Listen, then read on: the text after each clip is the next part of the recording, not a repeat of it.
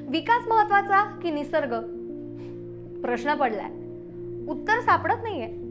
मंडळी, विकास महत्वाचाच आहे, पण निसर्गाला बरोबर घेतल्याशिवाय खरा विकास होऊच शकत नाही.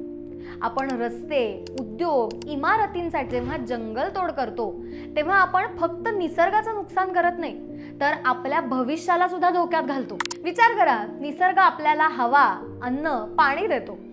आपण जर ह्या गोष्टींकडे दुर्लक्ष केलं तर आपण एक दिवस ह्या गोष्टी गमावू शकतो. तुम्ही विचार करा ना, प्रदूषित नद्यांमधून आलेलं पाणी आपण पिऊ शकतो का?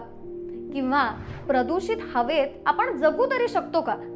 त्यामुळे विकास आणि निसर्ग या दोघांमध्ये संतुलन असणं खूप महत्त्वाचं आहे.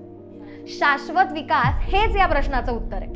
शाश्वत विकास म्हणजे जिथे निसर्ग जपून ठेवला जातो.